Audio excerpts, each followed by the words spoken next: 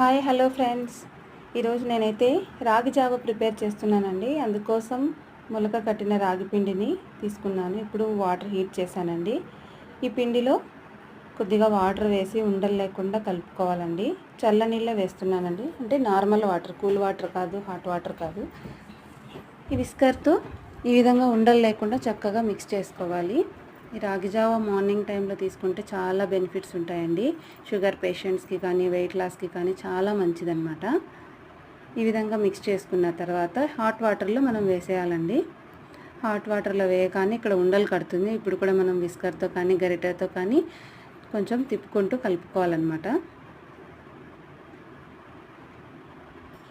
నేనైతే రాగులు మొలక కట్టి పొడి చేసి పెట్టుకున్నానండి.